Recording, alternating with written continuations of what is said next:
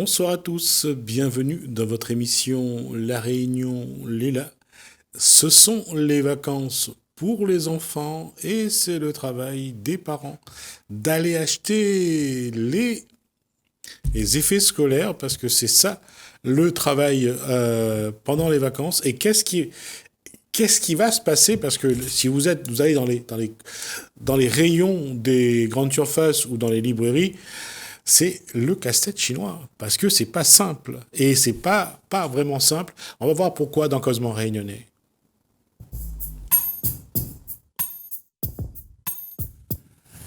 Bonsoir à Daniel Amouni, donc président de la FCPE. Bonsoir. Et bonsoir à Emmanuel Waro, de la FCPE également. Bonsoir, oui. Alors, les effets scolaires, chaque année, c'est un casse-tête ou pas? Vous autres? Pour une marmaille? Bien, pour moi, oui, puisque Minana a deux. Minana a une petite en CM1 et il rentre au lycée, donc il y a un casse-tête vraiment, hein, puisque le lycée il est différent maintenant que du collège et le prix est différent aussi. Et ça, c'est impressionnant que, comme les effets scolaires, les chers. Hein. Ah oui, les chers et nous avons remarqué que l'a augmenté un petit peu ces temps-ci. Et là-dessus, il avait annoncé, je crois, 100 € de plus pour la rentrée scolaire. Oui, mais malheureusement, dans mon cas, il faut m'y débrouiller à moi tout seul. D'accord. Parce que je ne gagne pas. Là-dessus, Daniel Amouni, le président de la FCPE, n'a l'opportunité d'intervenir, de dire que c'est un peu trop cher, que même si il donne l'argent pour aider les parents, j'allais dire, les grandes surfaces, les librairies, les abusent un peu ou pas? Oui, on peut intervenir. D'ailleurs, nous le faisons, puisque de tout temps, ça fait partie des choses sur lesquelles on milite, à savoir la gratuité de la scolarité et les frais scolaires. Et là, en l'occurrence, les effets scolaires fait partie pour nous des indispensables pour les enfants. Et effectivement, c'est un casse-tête pour les parents, notamment quand vous avez plusieurs enfants de plusieurs niveaux. Et l'aide que apporte l'État, d'abord, ça ne concerne pas tout le monde et n'est malheureusement pas suffisant. Parce qu'en fonction qu'on a un enfant au primaire, au collège, au lycée, ce n'est pas la même chose. Et aujourd'hui, donc, on a l'exemple d'un parent, FCPE, mais avant tout parent, dont l'enfant entre au lycée Le Pervenche, lycée professionnel, où en plus des effets, il y a aussi des outils à acheter. Et là, bien souvent, les parents découvrent qu'ils ont, en plus des effets, du matériel spécifique à acheter, avec des coûts qui varient souvent entre 300, 400, voire jusqu'à 700 € et qui n'ont pas forcément prévu. Et c'est très, très problématique. Et c'est une donnée que nous prenons en compte à la FCPE et nous mettons en place au niveau de la FCPE, donc ce qu'on appelle donc des achats groupés pour pouvoir faire baisser le coût de ces fournitures en allant négocier auprès de ces prestataires qui sont sur la place. Parce que nous avons un problème à la Réunion par rapport à la métropole, c'est les situations de monopole. Et il y a effectivement des tarifs que nous estimons être abusifs. Pour vous, là, aujourd'hui, au fungéralisme, pareil ou pas? Oui, les deux, oui. Ouais. Et vous finissez voir les prix? Ma fille fait la liste de la petite fille en CM2, moi et mon mari, et l'a changé, je ne connais pas si c'est par rapport à la situation de maintenant, mais l'a augmenté. Et celui du lycée, bien l'association FCPE l'enlève à une charge, puisque nous donne à autres la liste, nous s'occupent des livres, parce que les livres les payants aussi, nous s'occupent de la calculatrice, puisque les super chères, une calculatrice au lycée professionnel, et ils s'occupent aussi de la liste des effets scolaires. Et puis, nous, ça va voir pour la caisse à outils, pour les chaussures et pour le pantalon. Donc, tout ça, il fait un coût assez conséquent pour, disons, qu'il faut faire dans ce mois-là. Globalement, vous pensez que vous devrez dépenser combien d'abord pour l'enfant du lycée? Combien ça va coûter à peu près? Nous l'a calculé. Ce matin, mon mari est allé voir pour voir un peu la caisse à outils. avec le pantalon et les chaussures, avec la liste que nous l'a confiée à la FCPE, il fait disons 550 € pour un enfant qui rentre en seconde au lycée, seconde professionnelle. D'accord. Et pour la fille en CM2? Pour la fille, il dépasse 100 €. Ça nous trouve un petit peu drôle par rapport à l'année dernière, mais il dépasse 100 € pour une liste de CM1. C'est-à-dire que quand même, même si ça fait vieux jeu de faire ça, c'est-à-dire que aujourd'hui, un enfant de CM2, je dis ça pour les gens de mon âge, de ma génération, ça fait plus de 650 €, 650 francs pour un enfant. C'est énorme. Hein. Oui. Alors qu'à l'époque, c'était 100 francs pour faire les courses. On a multiplié les prix par 6,5. Et ça c'est étonnant parce qu'à chaque fois que l'INSEE nous sort les chiffres, les choses n'ont jamais augmenté. Jamais. Non, mais c'est... En tout cas, si pour l'INSEE, ça n'a pas augmenté, si on vient poser la question aux parents sur le terrain, je pense qu'on n'aura pas le même résultat. Et là, on parle des effets. Il ne faut pas oublier que souvent, à la rentrée, on achète aussi des vêtements. Parfois un cartable. Oui. Et donc, c'est très compliqué. Et c'est d'autant plus compliqué et d'autant plus dommageable, c'est que on constate que d'année en année, on demande un certain nombre de choses aux parents, qui sont les mêmes que l'année d'avant. Et quand on fait le résultat, c'est que ce qui était demandé l'année d'avant n'a pas été entièrement consommé. Donc, il y a du gaspillage. Et alors qu'il y a des préconisations du ministère notamment, qui ne sont pas appliquées dans certains établissements. Il y a des établissements où on fait l'effort de mettre en application des recommandations, mais il y a des établissements où on ne le fait pas. Il est inadmissible que l'on demande à des parents d'acheter une rame de papier. Oui. Par exemple. Mais le problème, c'est qu'ils se servent de ce papier-là après pour eux. Exactement. Enfin, certains, pas tout le monde. Hein. Pas tout le monde. On ne mettra pas tout le monde dans le même panier, mais en tout état de cause, ce n'est pas ce qu'on appelle, ça ne fait pas partie de la liste des essentiels que publie le ministère tous les ans. En fait, là-dessus, c'est le constat qu'on peut faire, c'est qu'on a l'impression qu'on donne à chaque élève d'acheter quelque chose qu'on pourrait regrouper et surtout, on pourrait voir quelle utilisation on fait sur l'année. Mais ça, on ne le fait pas. En tout cas, il y a une chose qui est sûre, il y a certains enseignants et certaines écoles qui sont vraiment des partenaires de ceux qui vendent, quoi.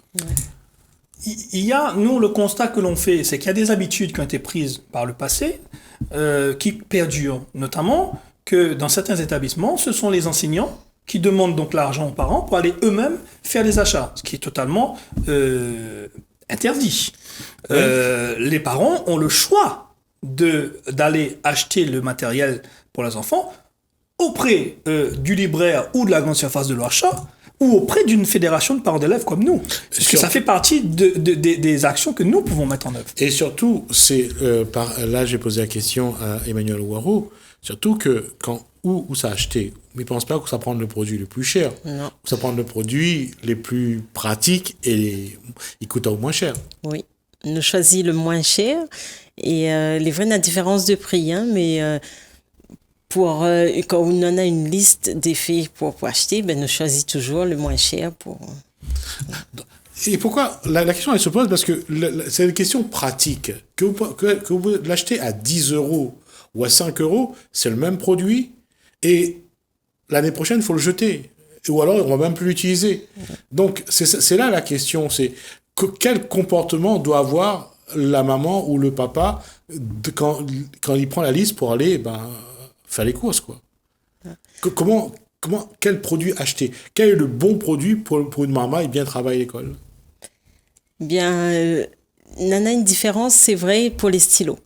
Les stylos, des fois, il dit qu'il ne marche plus, il arrive un moment, donc il faut bien choisir les stylos. Mais pour les feuilles, pour les cahiers, Nana, des produits, le prix est différent, mais il fait toujours la même chose. C'est toujours pareil. Donc, nous, en tant que parents, nous choisissons toujours le moins cher, surtout pour les cahiers et les feuilles. Et puis pour les stylos, nous faisons un petit peu attention pour pas qu'il faut changer dans l'année. Et la question se pose aussi, par exemple, lorsque c'est devenu une tradition pour certains parents, c'est de déposer la liste à la librairie pour faire les courses. Et ça, c'est quelque chose que... Il faut faire perdurer, il faut développer, ou bien il faut faire attention que la librairie ou la grande surface délivre un produit qui n'est pas adapté? Alors, c'est toujours la question. Aujourd'hui, il y a effectivement... C'est devenu un casse-tête pour certains parents, surtout quand on en a plusieurs et qu'on doit faire plusieurs magasins, qu'on fait le choix souvent, je dirais, de la facilité. C'est-à-dire qu'on va chez un libraire ou on va chez un magasin spécialisé, on donne la liste, on s'en occupe plus, on revient récupérer à la rentrée et on s'est débarrassé, on va du problème. Généralement, lorsqu'on va voir une librairie, c'est qu'on a confiance parce que les librairies ou le magasin spécialisé font des produits qui sont de bonne qualité. Mais la qualité, ça a un coût. D'accord? Nous, on ne dit pas qu'il faut aller vers le bas de gamme. Ça peut s'entendre quand on a entre 400 et 500 euros à dépenser. On a ce réflexe de dire on va les prendre le moins cher. Créole dit pas cher coûte cher. Il est arrivé parfois qu'on achète des cahiers dans des magasins discount où quand on ouvre le cahier, il n'y a pas les carreaux. Donc il faut faire attention à ça. Mais généralement, lorsqu'on s'adresse à des libraires, à des magasins spécialisés, on a du matériel de bonne qualité. Encore faut-il pouvoir donc se l'offrir. Ce n'est pas toujours le cas. Donc il y a cette facilité-là.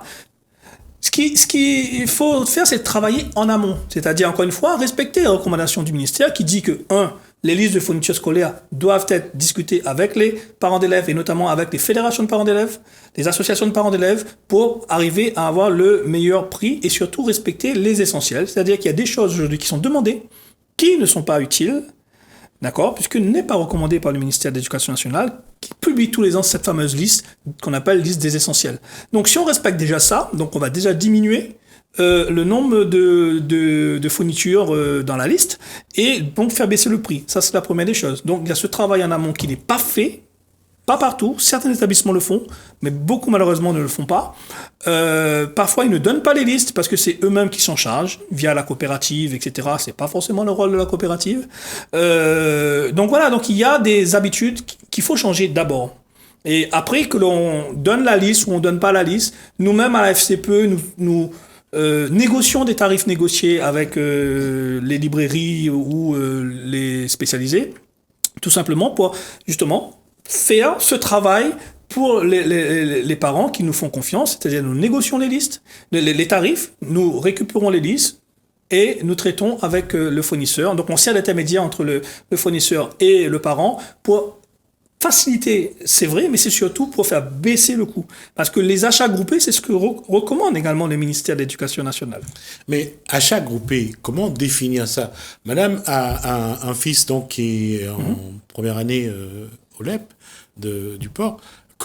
Avec qui elle peut se grouper, avec qui elle peut faire des achats groupés? Avec la FCPE.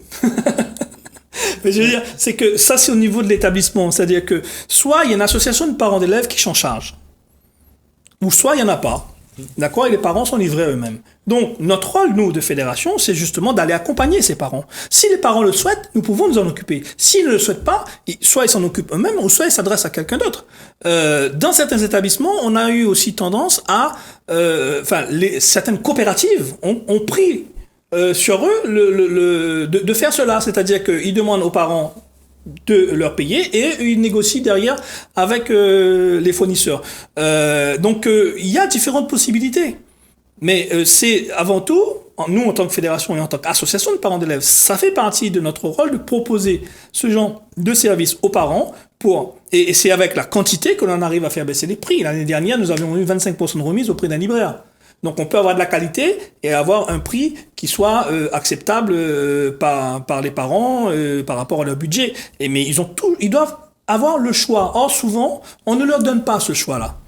On ne leur donne pas. On dit voilà, soit on leur donne la liste et débrouillez-vous, ou soit donnez-nous l'argent et c'est nous qui nous en occupons. Mais on ne précise pas aux parents qu'il a le choix. Mais est-ce que aujourd'hui, donc, Daniel Amouni parle de l'association, de FCPE. Mais est-ce que les parents, entre eux, discutent? Est-ce que madame y connaît d'autres mamans dont les enfants vont aller dans cette classe-là, avec qui elle peut discuter, elle peut voir les produits, elle peut voir les tarifs? Est-ce que ça, c'est possible? Bien, pas trop, puisque quand l'école est finie, on ne voit presque plus les parents. Et ce qui est bien, c'est que quand on met les parties inscrits mon garçon au lycée, le jour de l'inscription, il fait face à nous, il faut acheter les livres, il faut prendre les livres. Et c'est là que l'association est là et Zoti explique à nous, Zoti explique à tous les parents comment il se passe, que nous, si nous veut faire avec Zot, ou bien si nous veut faire, nous peut faire moitié par nous-mêmes, comme moi m'a fait les outils par nous-mêmes et les effets scolaires par l'association. Et ça allait bien puisque Zot est là. Et d'un côté, il rassure. Soulage. Oui, il soulage. Puisque, un exemple, mais il est parti voir pour la calculatrice. Mais il me dit, bon, quand il dit à moi 70 € une calculatrice, il dit, c'est quand même 70 €. Hein. Il me dit, bon, on va aller voir quand même. Et mal à vue, t'es super cher, une calculatrice. Et le lycée demande un genre de calculatrice exprès. Donc, il est retourné voir l'association, il dit, bon, c'est le prix le moins cher. Est-ce que vous ne pouvez pas prendre pour moi aussi? Il m'a dit un petit peu en retard, mais l'association a accepté. Et il enlève à moi un poids, c'est vrai, là. Et encore une fois, là-dessus, et tant mieux pour aussi l'existence de l'association, mais ça montre aussi quelque part aussi que les parents, il n'y a plus cette discussion que l'avait, que pas si au niveau des primaires, ça toujours, mais c'est un petit peu chacun pour soi. Quand l'école est finie, c'est fini, on ne voit plus. C'est un peu le reflet de la société d'aujourd'hui.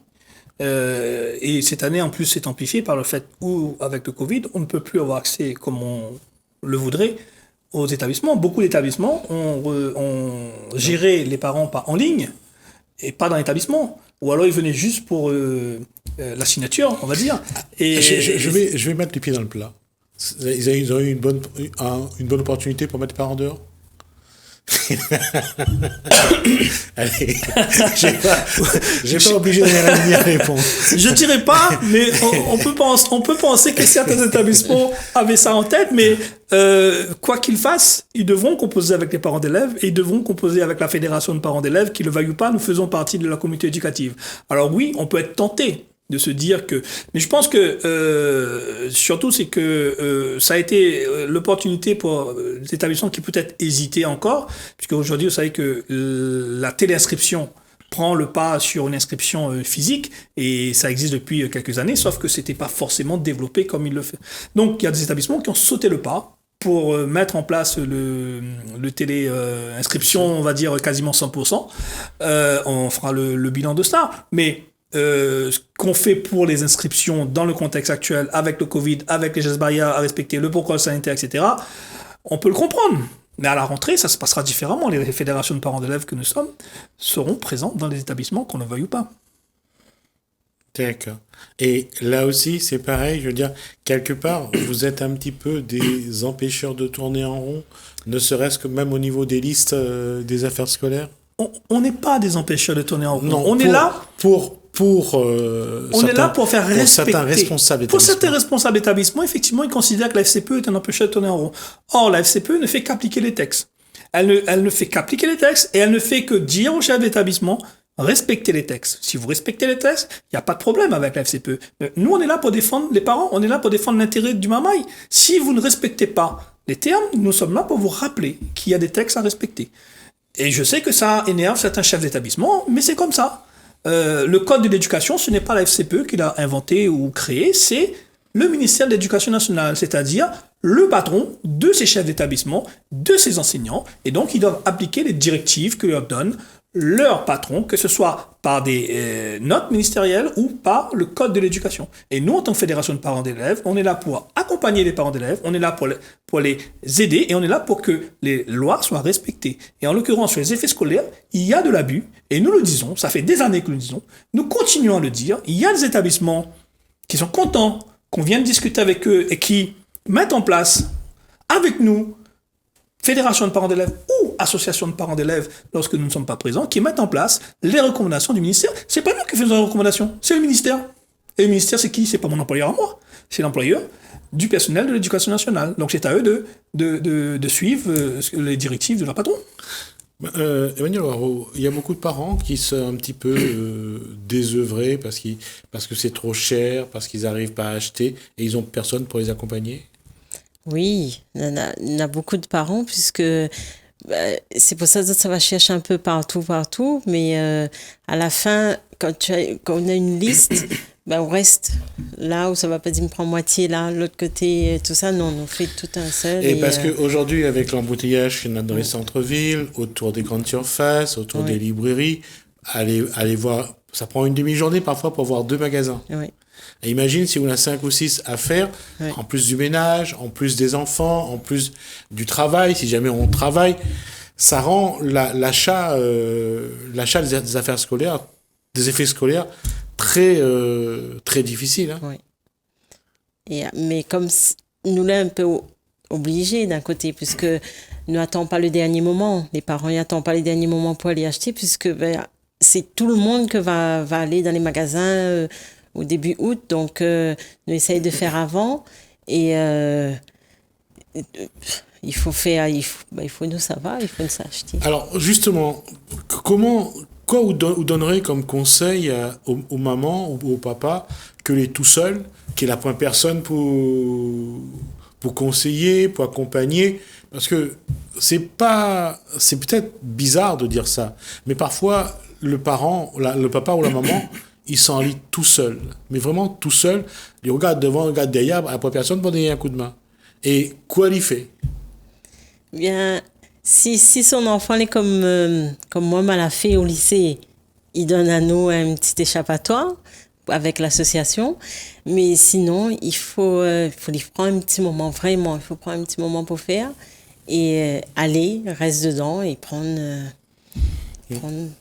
Et ce que dit Emmanuel Ouareau est tout à fait vrai, parce que quand on prend la liste, c'est un petit peu comme si, où ça va, décroche la lune, quoi, parce que c'est ça, parce que il faudra faire le tour, il faudra aller magasin en magasin, il faudra regarder quoi est le plus cher. Parfois, le cahier là-bas, il coûte 10 centimes de plus ou de moins, ou 50 centimes, et parfois, c'est 2 ou 3 euros de différence. Et c'est ça que les traumatisants, parfois. Et sans compter, souvent, on ne le pense pas, mais pour 10 centimes, on dépense plus en essence pour aller d'un magasin à l'autre. Alors c'est vrai qu'on a tendance donc du coup à rester là où on a trouvé soi-disant le moins cher sur un article, mais pas forcément sur tout. Et on sait très bien que les commerçants, c'est leur stratégie. On baisse sur certains prix, on augmente sur d'autres, et pour pouvoir donc équilibrer. Mais bon, ils ne sont pas des philanthropes, hein, ce sont des entreprises. Et donc c'est compliqué. C'est pour ça que moi je le dis et je le redis. Emmanuel parle du lycée, mais la FCPE est présente depuis la maternelle jusqu'au lycée. Et dans tous les établissements où nous sommes présents, où on fait appel à nous, nous pouvons nous accompagner ces parents qui sont tout seuls ou qui sont un peu perdus, nous pouvons les accompagner. Il suffit tout simplement de nous contacter. Donc nous, on peut se charger de les accompagner sur les fournitures scolaires, comme on les accompagne sur les manuels scolaires, comme on les accompagne sur la scolarité. Donc, c'est ça le rôle d'une fédération de parents d'élèves comme la FCPE. Nous avons un certain nombre de valeurs. La gratuité en fait partie, c'est l'une des plus importantes. Et nous faisons tout pour que cette scolarité coûte le moins cher possible aux parents. Donc, bien sûr que l'idéal, ça serait que l'État accepte de mettre enfin la gratuité. On se bat pour ça. On sait très bien que c'est un long combat, ça peut prendre des années, peut-être même on n'aura jamais. Mais en tout état de cause, on continuera à se battre. Et en attendant, on propose des services à nos adhérents pour pouvoir faire baisser. Parce que quand tu disais tout à l'heure que le parent est tout seul, il est tout seul, oui, mais c'est un parent d'élève. Il est tout seul à l'établissement, mais en fait, il n'est pas tout seul. Il y a toujours une association de parents d'élèves ou une fédération de parents d'élèves qui est pas loin. Il suffit de nous chercher. Et je vais juste contredire Daniel Amouni, parce que là, on parlait des effets scolaires. Oui. Après, il faut aussi acheter les vêtements. Tout à fait. Par contre, les vêtements, on ne le fait pas, hein, parce qu'il faudrait qu'on ouvre une usine à ce moment-là. Cela dit, sur, par exemple, le lycée hôtelier, nous travaillons sur le matériel, les tenues professionnelles avec les fournisseurs pour essayer de faire baisser les tarifs. D'accord. Et un mot... On a le dernier mot, Daniel, c'est bien. Juste sur les vêtements, et là, par contre, face à eux-mêmes, et là, il faut faire tous les magasins pour essayer de trouver le meilleur marché. Là, pour les vêtements, pour un jeune qui est au lycée, il ne faut pas nous chercher le meilleur marché parce que le jeune n'y aimera pas.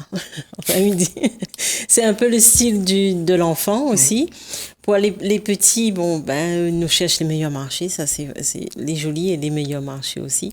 Mais pour les grands, c'est plus le style qu'ils regardent. Et Et pour un jeune garçon, le style, c'est pas bon marché non plus. Ouais. Et d'ailleurs, c'est là-dessus qu'il table le plus parce qu'on sait que le parent ou la parente va acheter le linge pour le jeune, et les jeunes de 15 ans et au-delà, ils mettent pas n'importe quoi, et ils sont exigeants. Oui. Voilà, en tout cas, on a fait le tour. En tout cas, merci pour cet échange, merci pour les informations. On aura peut-être l'occasion de reparler de ça et de faire un point à la rentrée, en tout cas. Merci encore. Alors, ce que je vais faire là, c'est que je vais juste tourner une page et je vous retrouve juste après.